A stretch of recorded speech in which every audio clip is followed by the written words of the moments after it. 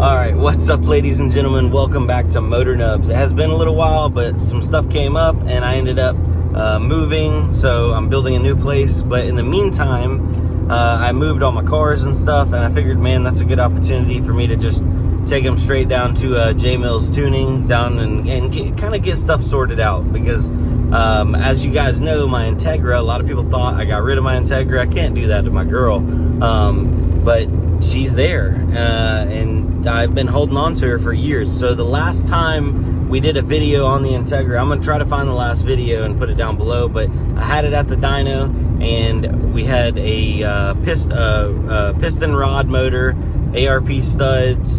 I think it had the Acura 404 cams in the head. I don't think we had any valve work or anything like that, just slapped cams and a stock b18 b1 head. And I think that was it. We were shooting for like north of 400, but that's when that cheap clutch I had started letting go, and I didn't have the time. Well, I didn't have the money. I had the time, let's be honest.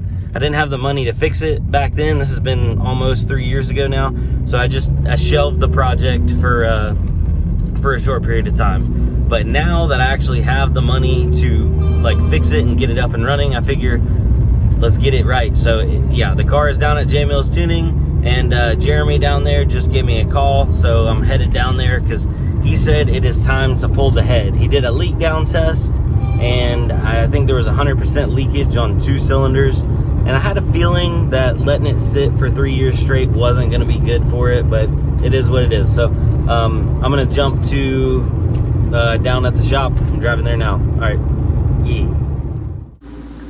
All right, now walking into old J Mills Tuning shop. There it was, the old Integra. They actually cleaned it off because it was covered in pollen, but they just got done doing the leak down test. They were right outside when I was recording this, and 2 of the cylinders had 100% leakage. Hopefully just in the head. Hopefully the bottom end doesn't have any issues, but we won't know until they get the head off. They said they would be able to pull it here shortly, so I told them to just let me know and I'd be coming back through. But it's been a while since I've really got to look up underneath the hood and really assess this thing, because this car's been sitting for about almost 3 years now. I'm curious to actually go back and look and see the last video or the last time I really messed around with this car, but she's still got some good bones, and I'm really looking forward to getting it back on the road in some form or fashion. But yeah, there she is, ladies and gentlemen. Now wish me luck, and I'll be back here shortly. All right, I am on my way back to J Mills Tuning, and I just got a call. They're about to pull the head, so I was going to try to make it over there and see what it looks like, because I'm crossing my fingers that the bottom end is going to be good. But it's been sitting. There's no telling. It kind of is what it is at that point. So hopefully it just needs some head work, and then we can slap it all back together. If we need to, maybe ball hone it if the bottom end's got a little bit of surface rust on it, but I'm hoping it doesn't. Yeah, cross some fingers. So, all right, let's go. All right, made it back just in time. Jeremy hit me up and was letting me know that he's about to pull the head off. He's pulling the ARP head studs out, which we will be reusing on the head install. No need in cheaping out and doing with bolts when we got the old studs. But yeah, this is, by the way, this is a piston and rod motor. It's got forged pistons and rods. I don't know, or can't remember off the top of my head what it's got in there, but it's also got some Acura 404 cams, which are pretty decent for making some power on when you don't have a VTEC head. This is a b18 b1 block and head, so we're trying to make some power without the help of old VTEC. You know how that goes. But anyway, not to spoil it, but here it is, the old money shot. Pulling it up off of there, and I was very, very happy and surprised to see that this bottom end is in really, really good shape is sitting for 3 years. Yeah, man, look at the cylinder walls. Just goes to show you, man, a little bit of oil on there, and it kept that bad boy alive. I only turned this car over a handful of times in like the 3 years that it was sitting. So I was very surprised, very happy. It does have also a block guard. Probably wouldn't do it again that way if I had to choose, but it is what it is. It's already there. Got to get a new head gasket, and we're sending this head off to get looked at and reworked and hopefully fixed. Are they? No, hell no.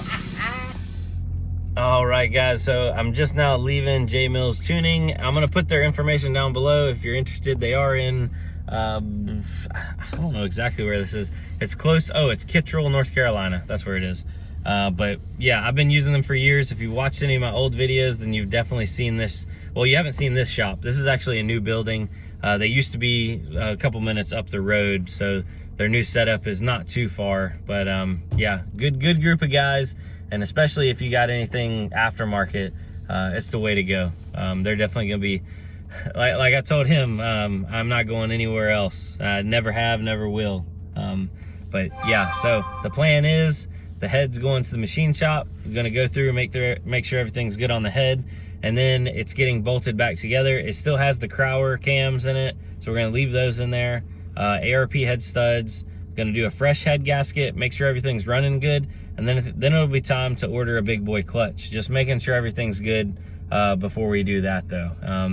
And after talking to him, I don't know, I think we are gonna be switching over to E85. I have RC 1000 cc injectors, so he said I should be able to support at least 400 range wheel horsepower. I guess the big thing is, I don't know how it's got a cheaper turbo on it. I don't remember how much I paid for it, but it's like a no-name brand. I don't know how the turbo is going to be condition wise, so it's kind of going to be a just figure it out as we go situation. So I'm looking forward to it. Can't wait to show you guys more. Thank y'all for watching, and I'll see you on the next one. Adios.